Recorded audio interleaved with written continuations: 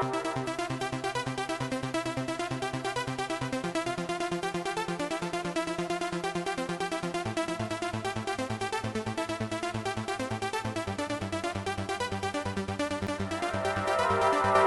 episode 48 of the Hodgepodge Podcast. I'm your host, Doug. And I'm Dirty A. As the name suggests, we're going to talk about a hodgepodge of topics from movies, music, TV, and other pop culture events. And on this episode, it's our second annual Best and Worst of the Summer.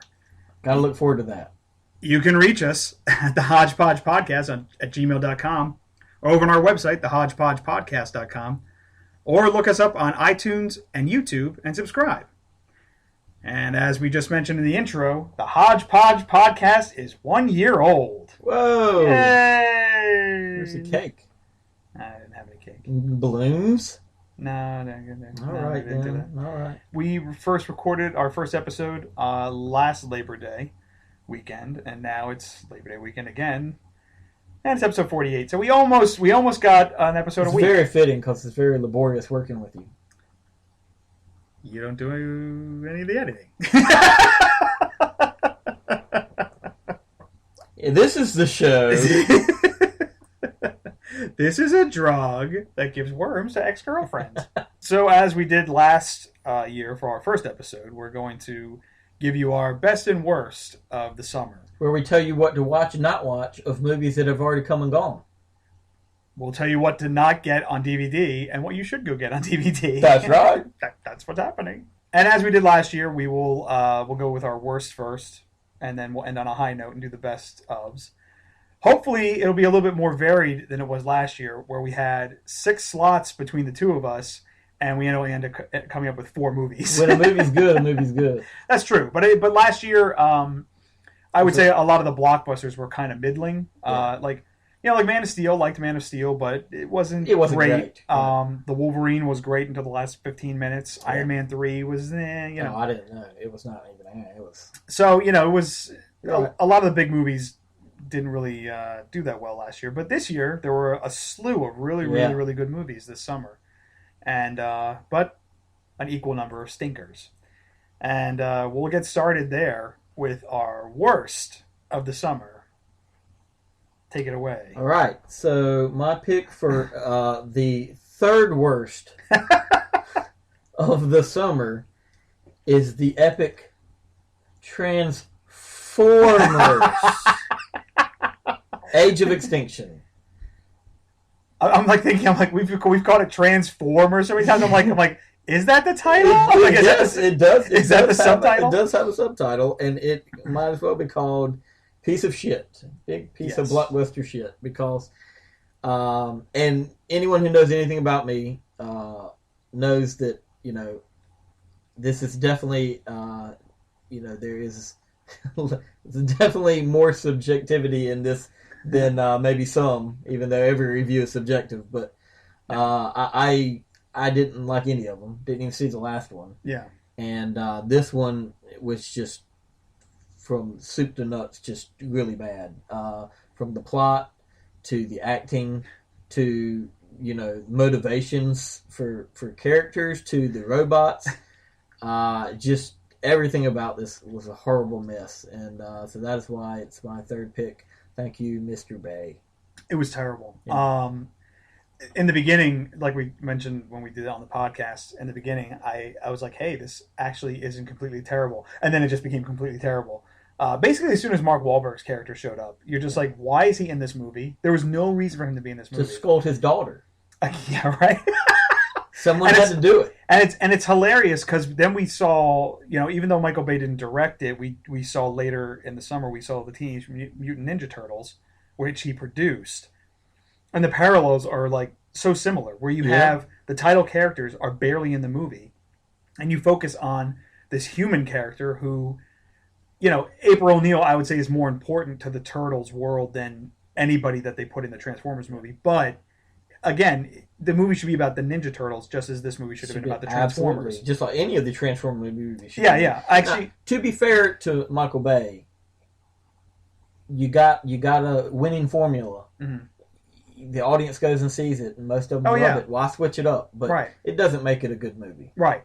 I actually caught the first one was on cable recently, and I caught it because I wanted to watch. And so you know there's such thing as a remote. No, there is, yeah, but there was nothing else on anyway. But I was also like, I wanted to see because I couldn't quite remember what they had changed from like the cartoon from the original stuff, and like the main thing was that they were there for the cube, and then the cube is basically destroyed at the end.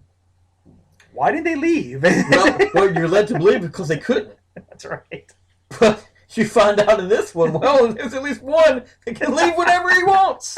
Just fly away. Dinobots, I know you're going to destroy this planet, but go free. Free, roam free as the wind. Yeah, it's just a terrible movie. Yeah. Pick it apart. Keep it together. It doesn't matter. Yeah. You know, I don't believe I'm actually being too nitpicky on this. It was just really bad. I mean, you got samurai robots. Oh God, he was awful. Come on. Yeah, it was a mess. It was a freaking mess. So, you know, please revisit our review on it, our full review, if you want to know why everything about it's so terrible. But that is my third pick for worst movie of the summer. Doug? My list of the worst was at least for the third pick, was very difficult to come up with because, as I said, there were a lot of great movies this summer, but there were several movies that I looked back through my reviews that I did, and I gave several movies the coveted D+. Transformers was one of them. Yeah. There was a lot of movies that made my dishonorable mention list.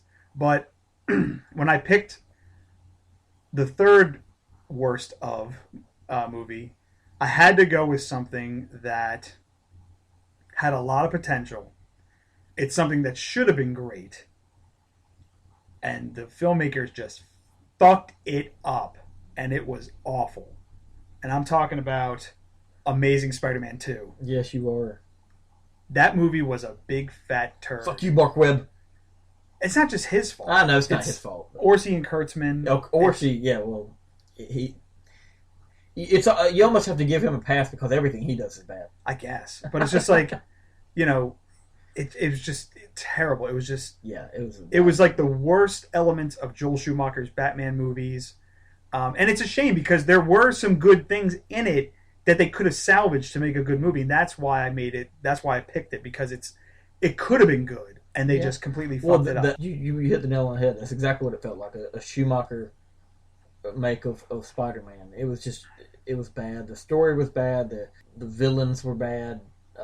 Real terrible cheesy. hammy lines that were unnecessary just because they want to give you a wink or a nod to the fucking comics and it's unnecessary. He can do anything a spider can. I'll never forget me and Matt at the same time just looking at each other going, oh my God, that just happened. It was just a terrible, terrible movie. And it should have been great because Garfield is good as the character. He's good as Spider-Man. Emma Stone is good. They have good chemistry. And it's just, the script is just awful. It is a shame because Garfield is a good Spider-Man. Every decision that they had to make, they made the wrong decision. Yeah. And it just was awful. Awful. Well, they started... You're right. They started the overall premise is crap from the get-go. Oh, yeah. For making Oscorp right the linchpin or spoke for every single villain that's going to come out of the Spider-Man universe, apparently. Right. Yeah. You know, and then the whole cure thing, that didn't work because that just panned out to be stupid in the end. It's going to eventually lead to Harry, you know, full on becoming the Goblin. Paul Giamatti just had this throwaway role. Oh, and he was so bad. He was bad. He was so bad. It was terrible. It was just a terrible, terrible movie. And basically, it made a lot of money, but the reception that it got has now basically changed Sony's plans for Spider-Man. Well, you know, I'm going to mess up our scheme here. I'll go ahead and... there's no need to wait till later. This actually was my number one. Oh, really? Worst movie of the summer. Wow. For the exact reasons you said, because it could have been so great. Yeah. But it was absolutely terrible. It was just bad. Every decision they made was the wrong decision on that one. Yep. So, what was your number two then? Well, just pick there. Thanks. So my number 2 worst movie of the summer is one that just came out a few weeks ago that you actually did not see. Oh, okay. Let's Be Cops. This movie was so bad. I laughed. I can't remember. I'm assuming I laughed like once, but I don't actually recall that I did. It was so bad. It was like if you took a 21 Jump Street and made it into a terrible movie. You know what I'm saying? Because you can see how that premise would be awful. Right. But they do it right. Right. This one, they flip it and do it completely wrong. And again, the movie is just two unemployed guys, one of them's unemployed, right. One of them's not happy with his job. Right. Decide, let's be cops. Right. So they just pose as police officers and get into all kinds of shenanigans that are supposedly funny. They're not. They're not funny at all. And I felt dumber for having watched this movie. The chemistry between Wayans and Jake Johnson, I didn't feel it at all. Really? No, it just wasn't there. That's interesting because they're on New Girl together now. Are they? Yeah. Are they? Damon. Wayans started out on. He started out on Happy Endings. No, he started out on New Girl. And then he went to Happy Endings. Okay. Then when Happy Endings got canceled, they brought him back to New Girl. Okay. All right. But yeah, for me, I didn't feel anything. Wow. Any of the comedic timing, just none of it. It seemed like from the trailer it was going to be hilarious. It did. Well, that's the other thing. It's again, this falls into the category of just it's such a disappointment, right? That I can't not have it on the list, right? Because when we first saw this trailer, we were both like, "Oh, we're seeing that. That's going to be great." And Circumstances, I was the only one who went to this screening of it, but you were very fortunate because it was terrible. Well, see, the clue should have been that they tried to give away 7 million passes to this movie. Yeah. There were multiple screening attempts, yeah. And just for one reason or another, we couldn't get it together. And then the one that you end up going to, I had other plans that night, but yeah, so it was no good. Well, I'm glad I dodged that bullet. Yeah. Well, let's hear your number 2. My number 2 pick was my number 1 pick until a couple months ago. Now, okay, all right. Number 2 for me is a movie that you wanted to see very badly. Oh, yeah. And we got a free screening to it in Garner, which is, how far is that? 20 miles from here? 20 miles, yeah. Went to go see it. Broke my phone that night, but anyway, that's an unrelated thing. Yeah, completely unrelated to the screening. Yeah. This movie was Earth to Echo, and from the jump, when I saw the trailer, I was like, I already saw E.T., and it was way better than this. And that's exactly how I felt when I walked out of the theater. I remember I turned to you in the middle of the movie, and you were just looking at the screen, and you were like, shut up, don't say anything, we made a bet on this. I told Doug, if you go see Earth to Echo, I will go see Transformers. We both lose. We both lost. That was a lose-lose. This actually made my, as you coined it, the dishonorable mention list. Okay. But to be fair, I felt that my other movies were actually way worse because they were trying to be something else. Yeah, This movie at least wasn't trying to be anything else. Well, it was clearly a hammy kids type. It was clearly targeted at kids. It's totally a kids movie, but it's another one of these found footage movies which are fucking awful. Yeah, I just saw another one last night. Oh yeah, that was the one too. Yeah, that subgenre or whatever has completely run its course. Done. And they're still making movies. And the problem with them now is that they're stretching the envelope on them and trying to make them even more shaky to be more realistic. Yeah. No. Yeah. That's worse. The CGI in this movie was terrible in spots. The kid actors were not that good. They were like the producer's kids or something like that, it seemed like.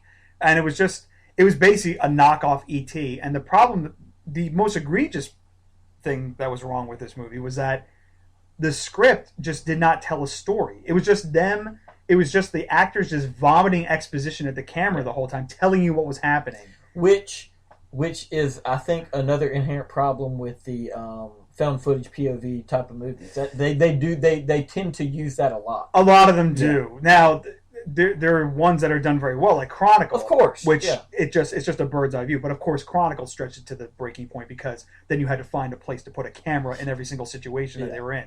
Earth Echo to me was just abysmal. It was so bad. I mean, and the thing that kills me is like, because the argument always is, oh well, it's just for kids. No, not when you can go get DVDs and watch something like E.T. Yeah, I agree. That doesn't. Goonies. Yeah, that does not. That is not an excuse for a bad movie. No, yeah. But in this case, it didn't make my top 3 simply because of all the movies. Right. It wasn't trying to be a blockbuster or anything else that it wasn't. It was just, And this very was simple kids movie.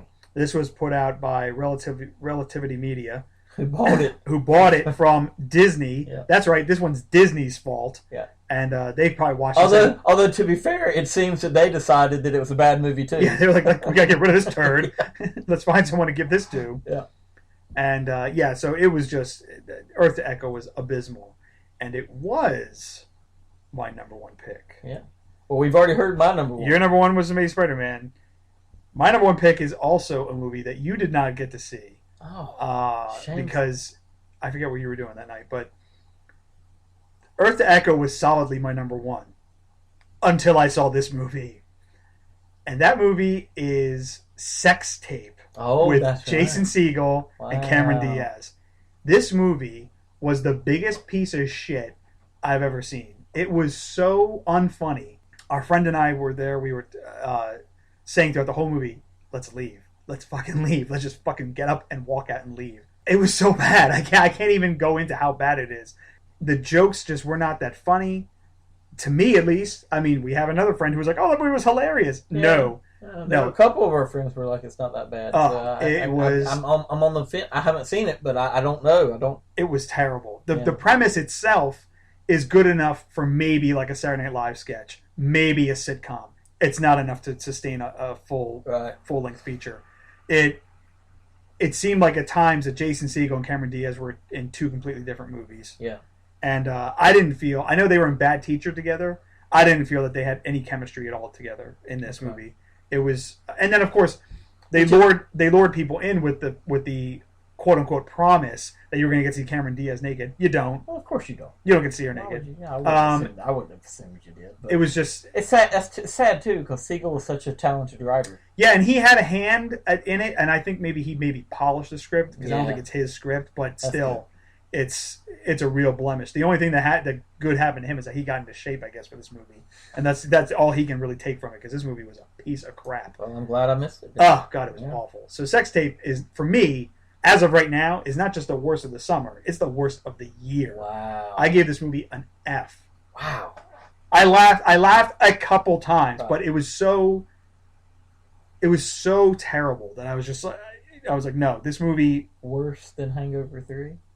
That was last year. I know. I'm just trying to. In my mind, I'm trying to. That Hangover 3 is different though, because Hangover 3 was another case of it was trying to be something different than it was. Yes, so sort of. Yeah, we didn't laugh once in that way. Well, except the bookends. But yeah, the Sex Tape definitely skipped that. All right. Well, let's flip the script then and start talking about something that's we enjoyed watching. Okay, I will cede the floor to you. All right. Well, my third best movie of the summer is a nice addition to the franchise. X-Men: Days of Future Past. Great movie. Yeah. Incidentally, do you know why Magneto does not wear his purple outfit in this movie? He does. Because the Days of Fuchsia Past. Oh my god. Is that the only reason why you put it on your list? So you can make that's the sole reason. Yeah, X-Men: Days of Future Past came very close to making my list. I can't believe it did not. Yeah, I loved fan. I loved it. I thought it was great. I am biased towards the X-Men movies. I'm also a lot harder on the X-Men movies. But I thought Bryan Singer and his team hit it out of the park. Yeah, this was a near perfect X-Men adaptation. Yeah, it was great. For me, I still put X-Men 2 just a notch above it. Yeah, just because X-Men 2 was just. It was good, but this is to me. But this, so good. I wish they had spent just a little bit more time in the future stuff, because I know they were limited because they only had the cast together for like about a year. I mean, for a month. For a year. Yeah, that's what they're very limited. Very limited time span that they had. We had them together for a month. So, but I would have liked to see more, because the future stuff was really was cool. awesome. Very bleak and bleak, very dark. It had a very Terminator feel to it, like future Terminator feel to it, and kind of Matrixy too. That whole It's funny that I'm saying that, because that it had a Terminator feel, because clearly the Terminator movie was inspired by the comic book story. That's right. Days of Future Past. So exactly right. Yep. But no, Days of Future Past was fantastic. Great cast, wonderful story. Yeah, that was rather seamless the way they fit it all together, because it was pretty intricate. Like a lot of the different plot lines and characters that they were trying to fuse into this movie. Yeah, and so Singer did a real good job of putting them together here. Yeah, Quicksilver, everybody was like, he's going to be awful based on his look. He was fantastic. Best part of the movie. That scene with that was my only gripe with the movie, actually. My biggest gripe with the movie was that after that scene, he just disappears again for no real reason. I think the reason why... I mean, from a storytelling standpoint, I can understand. Right. But from a standpoint of wanting to see things through when you're this kid... Right. I imagine he would have stuck around. Right. Well, he'll be back in the next one. Right. So. but yeah, that was the best 3-minute scene in the movie. That was it, man. That was great. That prison break scene with him. And it's a great setup for the next one. Yep. And we discussed in our podcast that we did about X-Men with Matt King that it could pave the way for a very, very interesting next chapter in the X-Men saga. We won't delve into it here, but if you want the theory that was floating around online, and I think it's real believable. I think if that's not what they do, it's probably what they should do. Yeah, I mean, it's really good. It'll make a disappointment. Yeah. So the next one is going to tie into Apocalypse. Right. They did the cutscene, the teaser ending. Right. Introduced Apocalypse. They introduced him, so that'll be a younger Apocalypse. Yes, at least. Yeah. They went into the past and introduced him. But this movie, it just, for me, it hit on so many levels. Yeah. We saw it multiple times. Yeah. And it was a good story. It was fun. Had a lot of action. Just had everything you'd want. Yeah, it was a great movie. So what is your third pick? My number 3. This list, like I said, my best of list was very difficult to put together altogether. There's a lot. There were a lot of great movies. I had a lot of movies that I graded A-. Sure. So, like I said, X-Men almost made my list. But my number 3 movie is a movie we were really looking forward to this summer, and it really delivered for us, and featured the final full performance from Philip Seymour Hoffman. I'm talking about A Most Wanted Man. Yeah. Directed by Anton Corbijn, who was he's been a video director and a photographer first. Now he's made a few movies, including this one, and he's really coming into his own as a film director. And this was based on a John le Carré novel. He also wrote Tinker Tailor Soldier Spy and The Constant Gardener, the novels that those movies were based on. And it's just a tight modern day spy thriller. Very much so.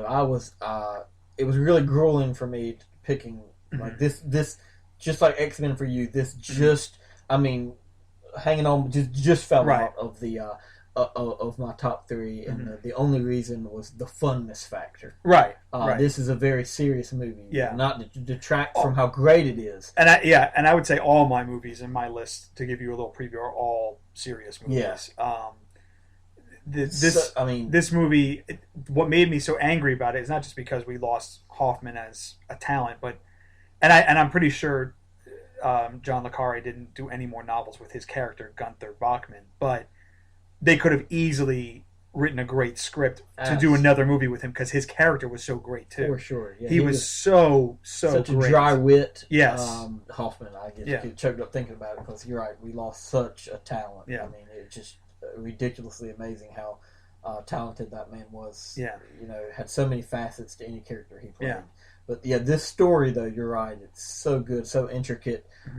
This This is, if you listen to our full review of it, this is like a true spy story. This is the way a real spy story goes down. Not your James Bond. It's no November Man. That's right.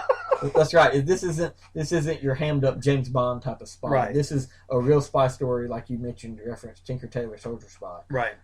So it's very slow moving. Yeah. And very intricate. The good thing about this one over like a Tinker Tailor that we've referenced before, right, is that it's more linear. Yeah, it's far more linear. It's much easier to follow. Yeah. Yeah. Great performances all around. Great cast. Yeah, not just Hoffman. This was solely Hoffman's movie, but Willem Dafoe, Rachel McAdams, Robin Wright is in it. Just a great cast. Really, really good movie. If you can find A Most Wanted Man, go check it out. I think it's still playing at the Grand. I might go see it. It is. Yeah, this was one I wanted to see again as well. I kind of hate you for putting it on your list and me not having it on mine. Sorry. Yeah. You can feel bad for the rest of the weekend. Yeah. But no, you're right. It deserves to be there. It deserves to be mentioned and talked about. Not only because it's Hoffman's, final role. Final big leading role. Yeah. But it's just, short of that, it's still just a fucking great movie. Yeah, it's really good. So what was your number 2 pick? So my number 2 pick was, one we were also really looking forward to. Mm-hmm. That being said, it ended up exceeding my expectations as far as even looking forward to it, and it is, which was very surprising to me, given that it was a sequel. Right. And it's Dawn of the Planet of the Apes. This movie fired on all cylinders for me. The movie is about fucking apes, but it might as well have just been people on the screen. Right. That we're watching a real post-apocalyptic type of story unfold. Given that they were apes, is almost incidental. Right. The story is just wonderful. The apes, obviously led by the great Andy Serkis. Mm-hmm. They all have such great personality and character. And I believe, as we referenced in our full review, it's amazing that one of the most emotional movies of the summer and year is a movie that features talking apes. Yeah. I'll go ahead and tell you, Dawn of the Planet of the Apes is my number 1 movie for the summer. Makes perfect sense. It was fantastic. And it, like you said, it exceeded all my expectations, because I liked Rise of the Planet of the Apes, which was a very big surprise when it came out 3 years ago. Yeah. Nobody was expecting that movie to be that good. And James Franco's in it, first of all.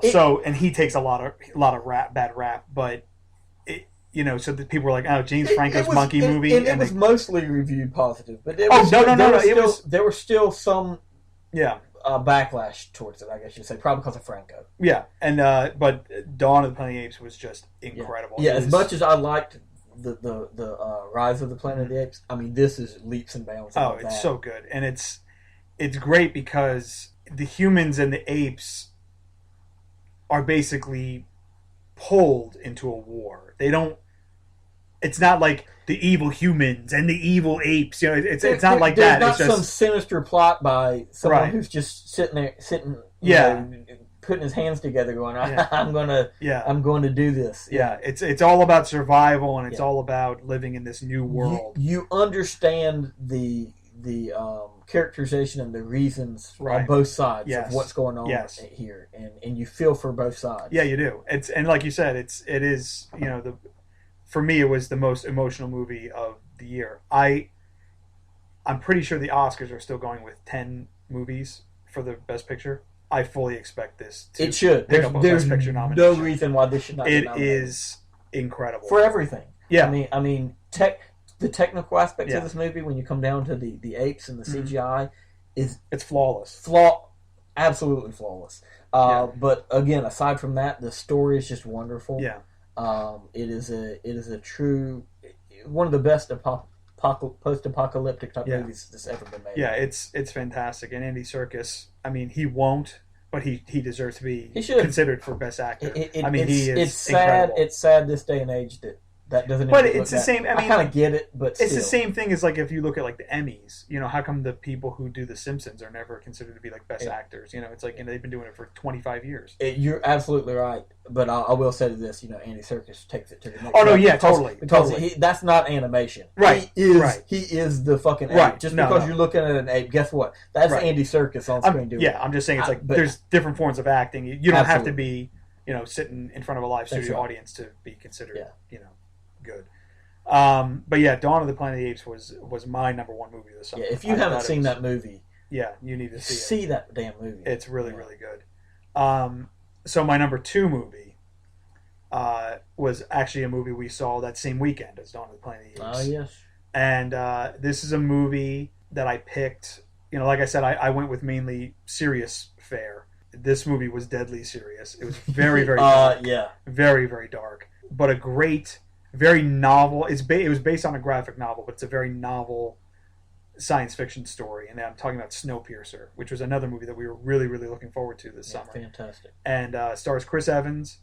It's I forget the director's name, but it's his first. It's the director who did the South Korean movie The Host.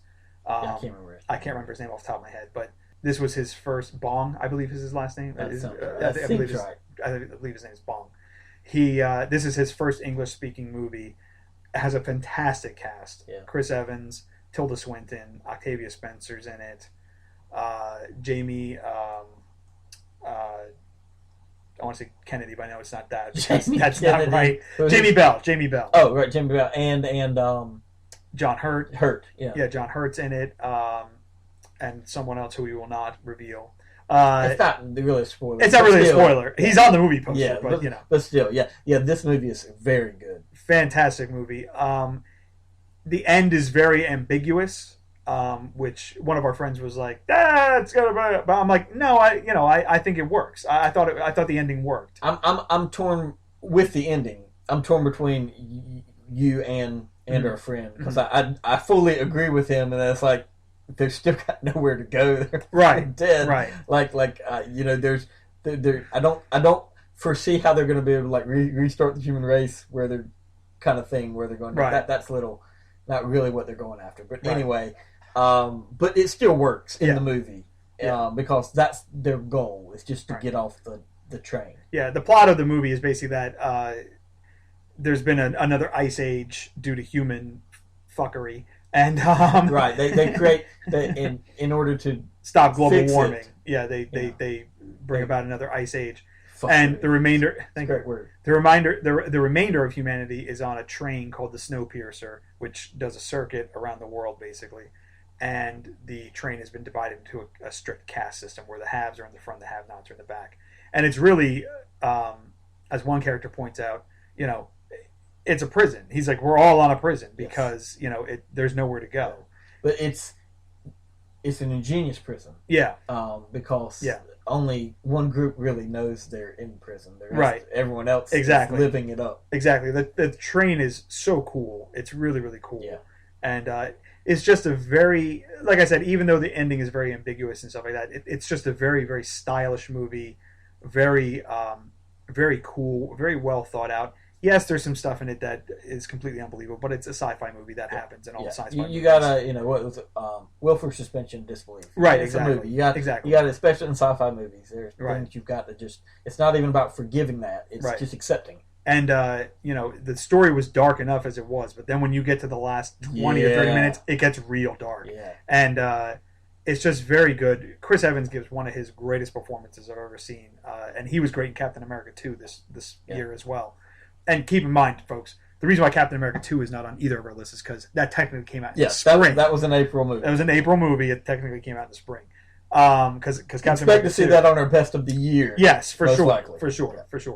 But Snowpiercer, for me, was one of the best. It was a movie that I was really, really looking forward to. It had so much buzz about it because the Weinstein Company basically tried to bury it. And it exceeded all my expectations. Who knows why? Yeah, because they're idiots. For the life of me, I can't figure out why they would try to do that and what their gripe was from the whole beginning. Yeah. But this also was on my honorable mention list. again, you said there's so many to choose from, and it was actually it's grueling trying to knock this one down a peg. Right, it was really hard because it is such a great movie. It was a limited release, but it actually was a minor success story on video on demand because it came out on video on demand at the same time, and it actually made a bunch of money off of video on demand. So it's good that it got some success because it totally deserves it. And you mentioned the style of it. Yeah. And what I loved about this movie is that as stylish as it was, it wasn't overly stylized. No, like they try to make sci-fi movies.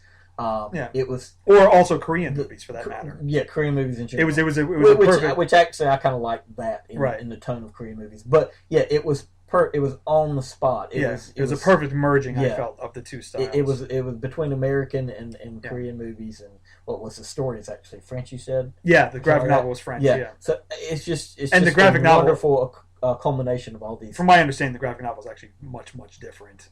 Oh yeah. Yeah. Bong really brought a lot of his own stuff into it, but I think the premise is really just what is in the French version. But, unfortunately, I have a feeling this is a movie a lot of people are going to overlook and are going to have to seek out to actually. Yeah, definitely. Watch it, I'm sure it's coming. It might still be available on video on demand, but I'm sure it's coming out on DVD soon. Definitely check out Snowpiercer. Yeah. It's great. It's a wonderful movie.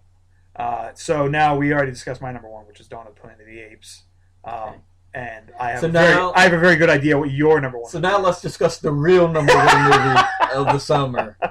No, I cannot fault Dawn of the Planet of the Apes, but my number one movie of the summer, completely fell in love with from the first 10 minutes of this movie. Right. I was sold. I was in love with this movie, and I have Lucy. You got it. Yeah. And I have no shame in saying now. I kind of teetered for a while, but I have no shame in saying now. This is my favorite Marvel movie that's been put out yet. And this movie is Guardians of the Galaxy. The underdog story that no one who's not a super nerd knows who these characters were. Yeah. Just came out of nowhere and swept the summer, swept the box office, and deservedly so. This movie is so good. Yeah. It's so funny. I've seen it 3 times now. I want to see it 5. Yeah, I want to skip the 4th and go ahead and see it 5 times. Guardians of the Galaxy, I gave all the movies I listed in my best of list. Dawn of the Planet of the Apes, I gave it an A, a straight A to. I gave the others A minuses. Guardians of the Galaxy just missed that cut. I gave it a B plus, only because there were things about the movie itself. I don't know if the plot, the villains, some of it just didn't hit me the right way. Right. But as far as the Guardians themselves go, I love them, and there's so much I love about this movie. I've also seen it 3 times. I'll probably go see it again, and so you would think it should be on your best. Yes, I would think that. But for me, it's like I said, I was going for more.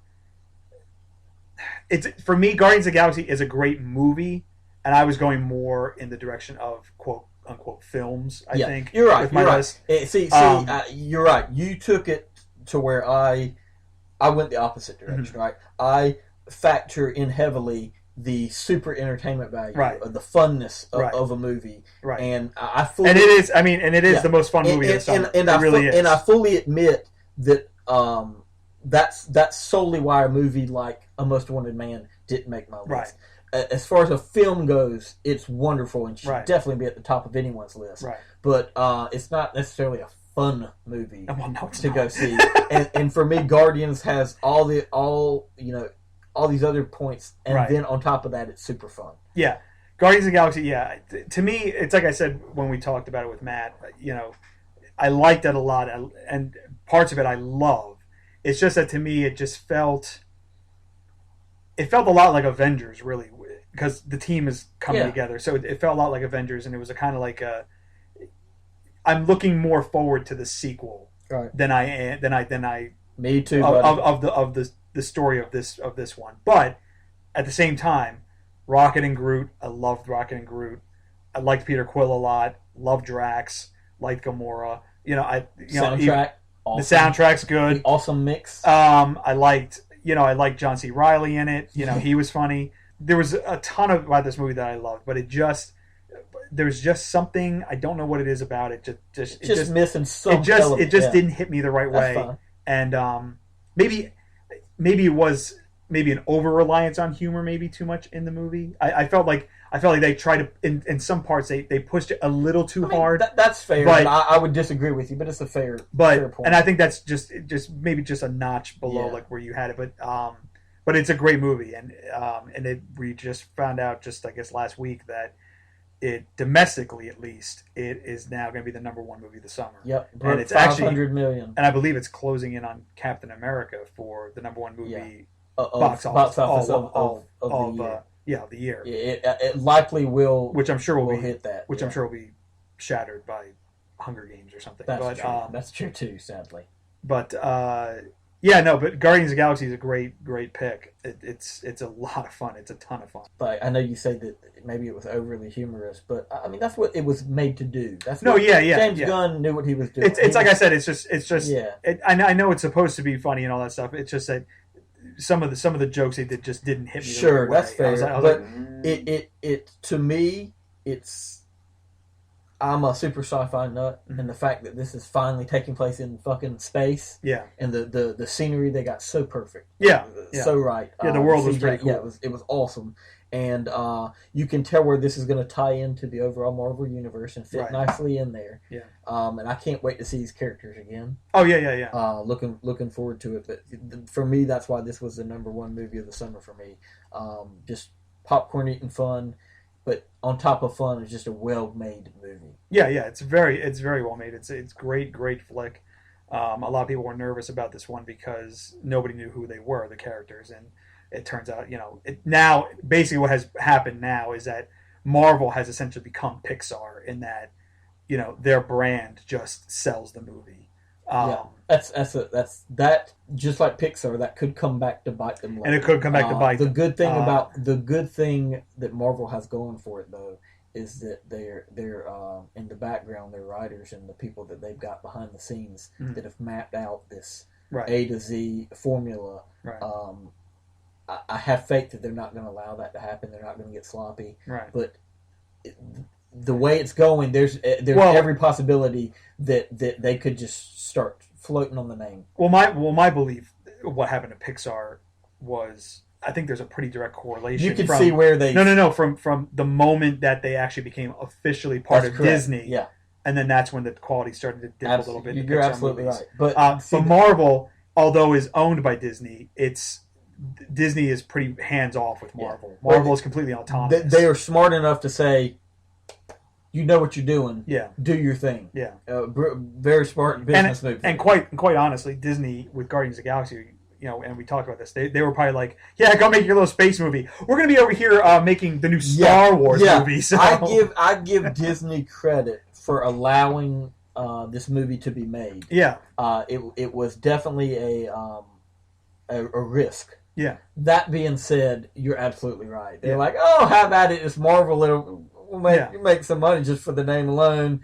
Yeah, we're over here with a huge project we got going on. But man, this movie nails it. Yeah, I loved it. Guardians of the Galaxy was a lot of fun. It made my honorable mention list as well. Did you have any others on there? I do, and this was really tough. And the only reason why this was kind of eliminated from my best of list is because the ending was just a little too easy. Okay, and that is a movie that a lot of people ignored. Mainly because of the star of the sci-fi movie, maybe? Yes, it is. On my list. And that is Edge of Tomorrow, starring Tom Cruise. Fantastic movie. It was a fantastic movie. People are really missing out. We would tell people, hey, go see this movie. And they're like, it's Tom Cruise. It's like, it doesn't matter. It's a great, great movie. It's so fun. No. It was much funnier than we anticipated it being. Yeah.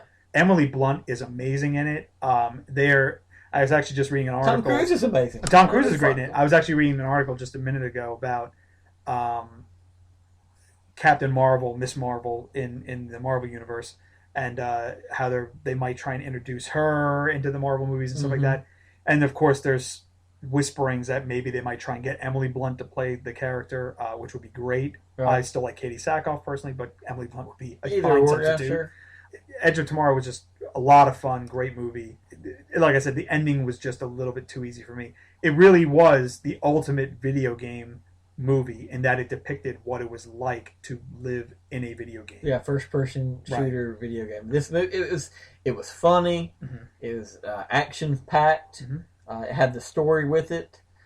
I mean, it was a really, really good movie that got completely overlooked, baffled me. I kept thinking that the audience would wake up and after it got some buzz after a couple weeks, people would go see this movie, and it didn't happen. It's a shame. They're actually going to change the title for DVD, so it's going to make it even harder for people to find it now. They're changing it basically to what the tagline of the movie was: Live, Die, Repeat. That's terrible. That's a terrible movie title. You might as well just call it from. It was adapted from. Are they really doing that? Yeah, that's a terrible movie title. It was adapted from a Japanese novel called All You Need Is Kill. Even call it that. They should just call it that, but you can't put kill in the title. Yeah, Live, Die, Repeat. That's what it is. It's a tagline. It's not a movie title. So, but whenever it's called, whenever it comes out on DVD, definitely check it out. Don't be scared of a Tom Cruise movie. Because they knock it out of the park. I mean, I don't like him as a person anymore either, but that's irrelevant here. Yeah. It's a really good movie. And then, of course, X-Men also made my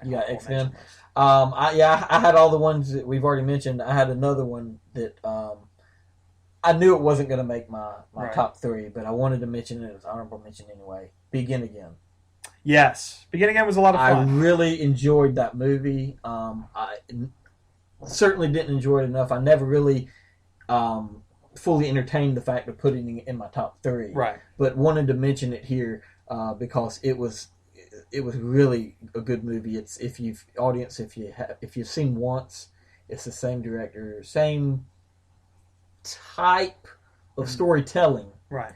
But it's a really good story, and the way it melds the music in there, which is really good music too. Yeah, the soundtrack's great. I bought the soundtrack on iTunes. It's got some great acting in here from my wife. Shh, don't you laugh. Miss Keira Knightley. I call her Miss because I'm going to pretend like she's Miss Keira Knightley so that we can get married one day. And then it also has... P.S. She's already married to somebody else. Miss Keira Knightley. And then it also has the Hulk. Yeah. Mark Ruffalo, I think he's reprising his role here as the Hulk. He actually does turn into Hulk halfway through the movie. He does a really good job here of playing a... down and out. But he does a very subtle job of portraying a very complicated man. And again, listen to our full review on this one. But Begin Again is makes my honorable mention. Yeah, it was a big surprise. It was a lot of fun. We caught that on a free screening. We were both kind of surprised at how good it was. I liked it a lot. Like I said, I bought the soundtrack. Adam Levine's also in it as Keira Knightley's boyfriend. And James Corden is also in it as her friend from Home. He's really funny. And he's funny, and he's also going to be the new Ferguson on that's the name, right? Colin Ferguson. He's taking over the Late Late Show. Yeah, he's taking over the Late Late Show from...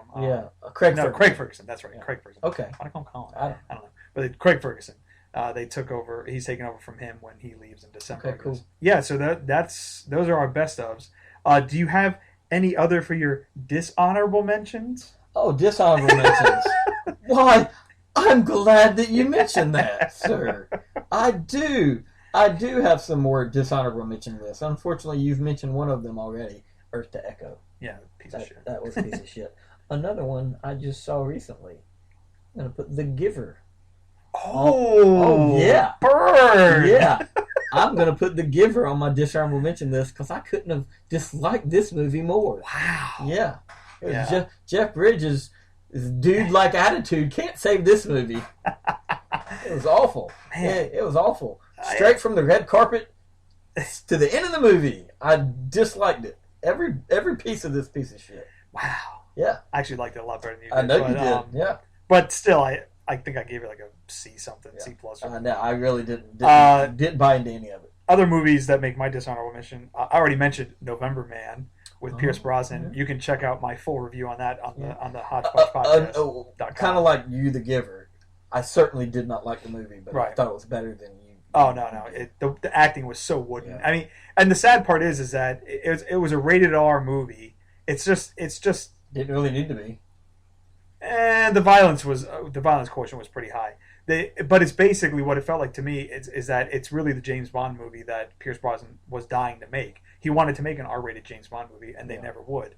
And then he was pissed when Daniel Craig basically they basically made them more like grounded adult theme. Yeah, like James Bond. the Dark Knight. I hate to say that. That's not true because they're all James Bond. The Dark Knight basically changed the rules for PG-13 movies a little bit, and so then the James Bond movie really got down to brass tacks. Although I guess did that come out first? Which one? Casino Royale? Maybe that came out first. Before the Dark Knight. Before the Dark. Oh yeah, it did. Yeah. Oh, I guess you'd say Batman Begins. Yeah, Batman Begins kind of did the whole stripped down thing. Yes, so, yes. But November Man was it's basically just cobbled together from a bunch of better spy movies. It's not a good movie. The acting is all wooden. It's awful. Don't check it out. But then I think he said on Jimmy Fallon that they're making a sequel. I'm like, really? I'm like, how is it? This movie's not gonna make any money. Oh well, there are 2 more months in the year. Right. It's based on a novel too, but it felt like it was based on 10 novels from all the plot lines that didn't match up. Another one that we also briefly mentioned, made my dishonorable mention, was Lucy, which was garbage. Yeah, that was a hot mess. Was a piece of crap. And one that I just saw last night, finally got to see Sin City, A Dame to Kill For. That bad, huh? It is terrible. The only thing it's got going for it are 2 great things that are attached to Eva Green's chest. And buttons? No. Oh. She gets naked a lot in this movie, and that's the only redeeming quality, really. All right. I skipped it. The Frank Miller is firmly out of his mind, and the dialogue and the narration is just awful. It's so terrible, and I think the reason why it's so bad is, well, first of all, the stories in the first Sin City were better. They were more compelling stories, but also it doesn't help that Frank Miller is an unrepentant misogynist. Aside from Eva Green, who is basically she's very hammy in parts in this movie, but she's a classic femme fatale, which is fine. But every other woman in this movie is a sex worker of some kind. I looked at Rosario Dawson. I mean, he did use the word dame in the title of the movie. But that's fine for film noir. But there's good film noir, and then this is terrible film noir. Yeah. And I looked at Rosario Dawson several times and blurted out in the theater, "What is she wearing?" Really? Because it's like she wears like all this dominatrix gear and stuff. Sure, because she's a hooker. Right. Because they're all hookers. Oh, it's like Frank Miller. In Frank Miller's stuff, either you're a hooker or whatever. Yeah, talk about a sequel that didn't need to be by any means the shape of the imagination. I think if this movie had come out closer on the heels to the original one, it would be seen in a different light. But after you got like this movie came out, and I was thinking, oh, Sin City? Yeah. Oh, I forgot about that movie. Like, oh, okay. Now that the thing that really sold the original was that it looks exactly like the comic book. Now you've got all the Marvel films, it's over and done, which nail it every single time. There's no point. That was the only thing. I'm not saying the original was terrible, but that was the big thing it had going for it was its style. And once you do that, guess what? It's over and done. It's kind of like 300, right? Yeah. You had that style once. You don't need to make the sequel to do it again. And Jessica Alba, she's inarguably one of the most beautiful women in the world, but she's a terrible, terrible actress. She is horrible. Fair enough. And she's also a stripper who doesn't take off her clothes. So yeah, you can skip Sin City. I call it Sim City. I wish it was Sim City. That might have been a better movie. You can skip Sin City too. It is awful. All right. Well, hey, I tell you what. We've looked at the past. Yes. Let's start looking a little bit into the future. Let's pull out the old crystal ball. All the way to the year 2000. The year 2014. Doug, is there any movies that you're really looking forward to coming up this fall? Yes. Well, we have to clear one off the list immediately that we won't talk about. Obviously, Interstellar. Yep. Christopher Nolan's new movie. Really looking forward to that. We all know. That's at the top of the list. That's no secret. Doug and I will be there. It'll be one of the biggest movies of the year. We're going to love it. We'll be there at IMAX. Yes. Opening night. It's going to be great. That's, So there's that. Done. Okay. I'm really intrigued. I want to see Whiplash. Oh, yeah. This is a movie with Miles Teller, who's going to be the new Mr. Fantastic in Fantastic Four. Also stars one of my favorite character actors, J.K. Simmons.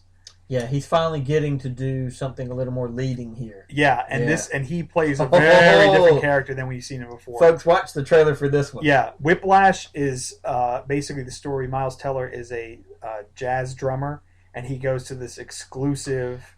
I would say he's a more of a student, more of a. He is. He's learning. He's learning to be. Yeah. But he goes to this like exclusive music academy to learn under one of the greats, who is played by J.K. Simmons, and J.K. Simmons is, shall we say, a unrelenting teacher. He's an asshole. Yeah, I mean it's the old adage, you can't be great at something until it's painful. Right. But man, the trailer for this, I mean, we're talking like it's intense. Doesn't he like throw a drum at him or something? Something like that. I mean, or a desk. This is J.K. Simmons as you've never seen him before. Yeah.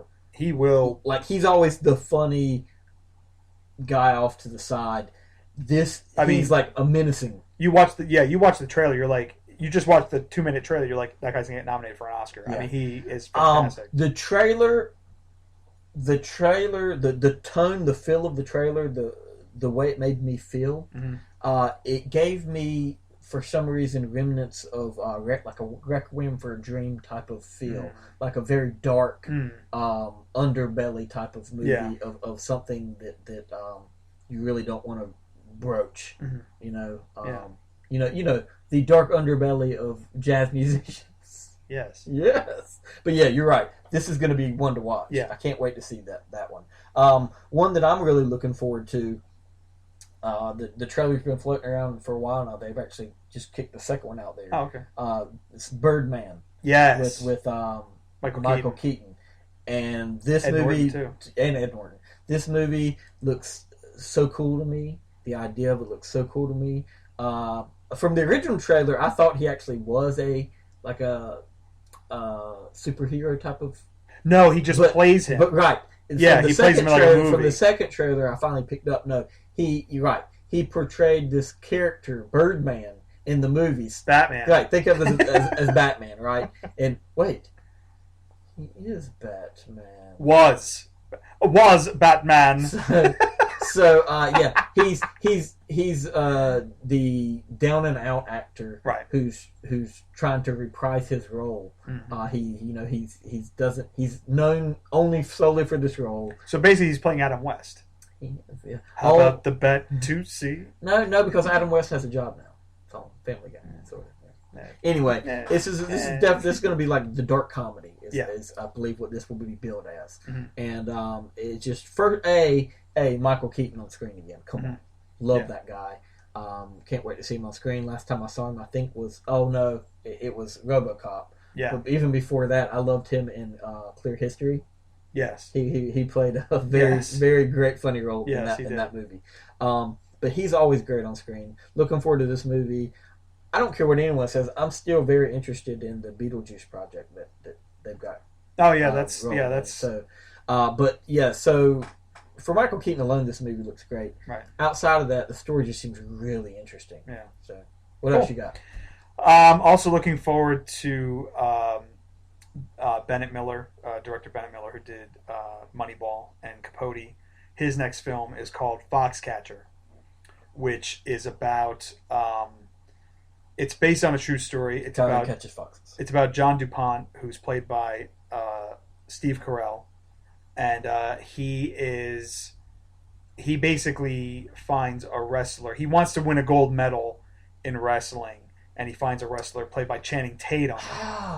See, I didn't know what this movie was. And now I have seen the trailer for this movie, and I didn't. Yeah, there actually already talks of Carell getting Oscar nominations. Oh yeah, he's playing very much against type in this. Yeah, and it's a very dark drama. It's not like a comedy at all. Mark Ruffalo plays Channing Tatum's brother, who and his original coach, and then Channing Tatum basically falls under the influence of DuPont, and it's a very dark drama. Based on a true story, right? Based on a true story, yes. And Bennett Miller, if you saw Capote and saw Moneyball, he's got the goods. Oh yeah, he knows how to make a movie. Yeah, and you're right. I did not realize that was this movie, but yeah, this is one I'm looking forward to. And a good anecdotal story I read recently about this movie is for to get Steve Carell in character, Mm-hmm. the director told him to write down on a piece of paper the darkest, worst thing he's ever done, secret that he wouldn't even tell his wife, and put it in his pocket so that he knew that at any given time, someone, including the director, if they wanted to, could just rip it out of his pocket and figure out what it was. And that's how they kind of got him into character to be this dark, sad type of He's got like prosthetics on his face, so I mean, you can tell it's Steve Carell, but there's something off. Like his nose is a little bit bigger, and it looks good. It looks kind of creepy too. There's a couple quote unquote teaser trailers out there for right now. Nothing really like long form trailer, but it's one to look forward to this fall. Yeah. Okay. I did not realize the name of that, but I'm definitely looking forward to that. That'll be a good one. Another one I have that I'm really looking forward to is just in my genre wheelhouse, and a director who I typically love, Kevin Smith's Tusk, which is kind of a project he's been working on that its inception almost came from like Twitter. He was basically like, who would like to see me make a movie about a guy who's turned into a walrus? And everyone was like, I do. So he said, okay, I'll make that movie. This is a movie. This is Kevin Smith's next movie coming out here in October. It is actually, it may be the end of September, but widely released, I believe, in October. It's his first real step into horror. I mean, he did Red State, which was kind of thrillery, borderline into that thriller horror genre, not really horror though. And this is just kind of a next step for him, straight into the horror genre. And it actually stars I hate myself for not remembering his name, but the guy was in Red State, the preacher in Red State. Justin Long plays. Justin Long plays the Michael Parks. Michael Parks. Yeah, so this is going to star one of Kevin Smith's go-to guys, who was also in Enemy, or Red State. Michael Parks. We can say Enemy of the State. Enemy of the State. Red State. Michael Parks, who's actually he actually really is a good actor. He's very when he's on screen, you get kind of enveloped in his character. He is very, very much a mesmerizing character, or actor rather. And then, as you just mentioned, Justin Long is really the title character here. He plays a news reporter who, in chasing down this story in Canada, basically gets captured by this guy who is going to turn him into a walrus. Genesis Rodriguez is in it. She's hot. Yeah. And Haley Joel Osment is also. But as I mentioned to you, the reason this is so fascinating to me is because I love metamorphosis, transformation type movies that are horrific, kind of like The Fly. Cronenberg's version of The Fly. Yeah, that's not for me. No. So I won't be seeing this one with you, but I will definitely be first in line to see this one. I generally like Kevin Smith's movies. But the way you described how he went about deciding to make this movie, seems to me that Kevin Smith has been hitting the wacky tobacco a little too much. This concept, there's no doubt where this concept came from. Yeah. I was going to say Inherent Vice, which is P.T. Anderson's next movie, but that technically comes out in December, so you can say it's a holiday movie, I guess. So, but I'm really looking forward to that. But another movie, and of course, it's fall. It's going into Oscar season. There's tons of movies we're going to go see this fall, but we're just trying to keep it, tight and limited. I'm really interested in seeing David Fincher's adaptation of Gone Girl. And the trailers look great. Yeah, I read the novel, so I know how the story goes. What happens? Tell us. What happens is this guy gets turned into a walrus, and sold. He eats his wife. Oh, that is. Yeah, so I'm really interested to see how they tackle it. So you're saying he did it. Right. The screenplay is written actually by the author herself, Gillian Flynn. And that's always promising. And, we'll see. And Ben Affleck's in it. Rosamund Pike plays his wife. And basically, it's like a Scott Peterson type thing where the wife disappears and then the husband is basically persecuted in the media, but you never know, Did he do Did it? he Did do not it? do it? So when I first saw the trailer, that was my first question with you because you read the book. I said, "Did this book come out after the Scott Peterson case?" Because it definitely had the feels of that. Another actress who's in it. Well, there's two actresses that are in it that I'll mention. One is plays Ben Affleck's sister in the movie, and she is right now on The Leftovers. Carrie Coon. She plays Margaret. Not right now. She's playing Nora. She plays Nora on The Leftovers. Yeah, the lady who lost her whole family in The Leftovers. Yeah, she plays the new love interest. Right. She plays Ben Affleck's sister in this. Another actress who got a lot of buzz is Emily Ratajkowski, who is famously... You do love her. I do. She's famously from the Blurred Lines video from Robin Thicke. She's going to be in this movie. Big cast. Scoot McNairy's in it. Neil Patrick Harris. That's right. He's playing against type in this movie. Yes, he is. He is. Very much so. Casey Wilson's in it. Celia Ward. And Tyler Perry's actually in it too. And he plays... And I can actually... I know who he plays from the novel, and I can actually see him playing the role. So another little anecdotal thing about that I read recently. He had no idea who David Fincher was. Really? When he signed up for this movie, he did not know. He said if he had known who David Fincher was, he probably wouldn't have taken the role. Really? Before he signed up. He had no idea that this great director, David Fincher, he had no idea who he was. Wow. Yeah. That is insane. Yeah. Isn't it? How do you not know who David Fincher is? I know, right? But you're in movies. That's my thing. I can understand the regular guy not knowing, but he's in the biz. So. Yeah.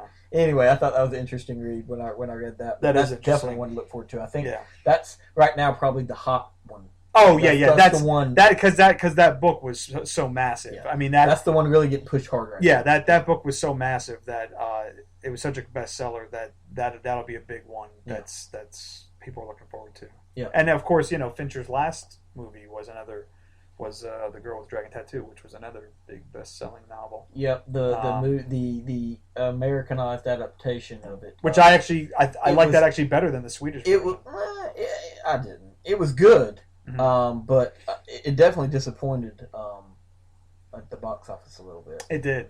I'm still. I think it's still very questionable whether they'll go back and do the other one. I don't know. I mean, I read the novel too, and I felt that the Swedish one dwelled a little bit on like the inconsequential stuff. Oh yeah, okay. Yeah. So whereas the American version was really true to it really cut to the real story. The heart of the story. All right. So definitely looking forward to Gone Girl. Another one that I'm really looking forward to this fall is called Kill the Messenger. Yes, that trailer looked amazing. Yeah, I didn't even know what this movie was till a couple months ago, 2 or 3 months ago when we saw the trailer. Mm-hmm. Oh my gosh, the story looks phenomenal. The cast is awesome. Yeah. This is a story. I think it's somewhat actually based on a true story, right? Maybe. Yes, it is. Yeah. So the story is it's kind of a Woodward and Bernstein type of story with a reporter who comes across the story about the CIA's involvement in cocaine trafficking into America, and he's trying to run with that story. Right. And obviously, he's going to get halted by different people. Yeah, I mean, that don't want him to that maybe want to kill the messenger. Yeah. So anyway, this has got a great ensemble cast. Jeremy Renner is going to be play the lead, the lead reporter here. Right. Michael Sheen, who a lot of people will know now from Masters of Sex, he's in the movie. Right. Ray Liotta, a lot of people remember him as Ray Liotta from the 90s. No, they'll remember him from his part in Sin City 2. Oh, is that right? Yes. Okay, wonderful. I'll for some reason I will always know Ray Liotta from Unlawful Entry. Oh yeah. I don't know why that's the one that really sticks in my head, but not Goodfellas. Yeah, you get some boobies. Okay. I know, right? You'd think Goodfellas, but that's not the first movie that pops in my head. It's crazy. That's why I mentioned it. Yeah, it's got Robert Patrick in it, and someone who I always like, Andy Garcia. I always feel that he's kind of not appreciated as much as an actor, but I really like him. And consequently, if you haven't seen 10 Things to Do in Denver While You're Dead, see it. Great movie. But anyway, so yeah, also your favorite actor of all time is in this as well, Barry Pepper. I love Barry Pepper. He's the perfect everyman actor for a side job, and occasionally he'll jump into a lead role and knock that out of the park too. Like Battlefield Earth. Battlefield Earth. I say knock it out of the park because he's normally in like sports movies. Anyway, yeah, Kill the Messenger looks really good. I'm looking forward to that a lot. Yeah, really looking forward to that one. But you're right. Also, Gone Girl is definitely going to be up there. All in all, this has turned out to be a good year for movies. Yeah, a lot of people talk about like 2015 and all this stuff, and like Avengers and Star Wars and all that stuff. But 2014, the summer at least, turned out to be very surprising in how good of quality a lot of movies Last summer were. was my summer for comedies. This summer looks like it's been my summer for sci-fi. Yeah, a lot of great sci-fi movies this year. Yeah, I mean, all my movies were sci-fi except for Most Wanted Man. Yeah. It was a really, really good year for sci-fi. And for comic book movies in general, blockbusters, just really, really good quality. And it's a shame because, the box office was down basically this year. And, it's a shame when you see movies, like shitty movies like Transformers making all this money, like around the world. Yeah. Guardians of the Galaxy did well here. It hasn't quite opened yet. It still hasn't? I thought Japan, it had. I think it's next week. Okay. The Japan and China and all those markets. It's done well, and X-Men did pretty well too. But it's just sad when you see like shit like the Transformers. Yeah, it really is, and some of that can be chalked up to and the Ninja Turtles, just like the that's change making a lot of the of money. industry. Yeah, the on-demand stuff and Netflix. Yeah. But it is a shame because there's a lot of good stuff out here now. And one thing's for sure, you and I are going to see it all. Yeah, Tell everyone about it. Yes. Tell her about it. Tell her how you feel. Oh, a Billy Joel biopic. Oh, God. You have to wear, like, beer goggles instead of 3D glasses.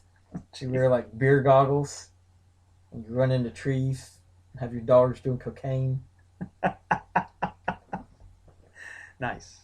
Hey, Dad, I want to try some of that.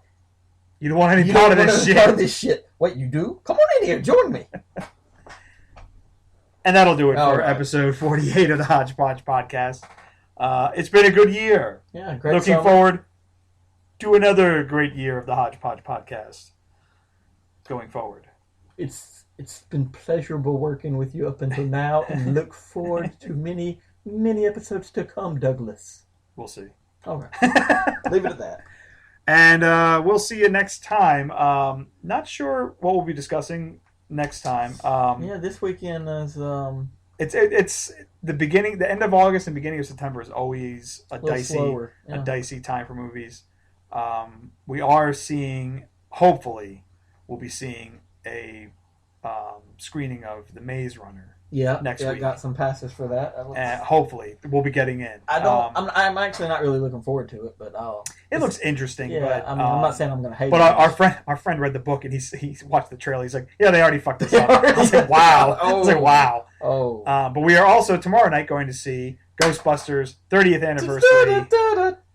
I want a new drug. That's Wait, right. what? Huh? Okay. So, but maybe we'll do another music one maybe or something. Okay, I don't know. right, We'll see what happens.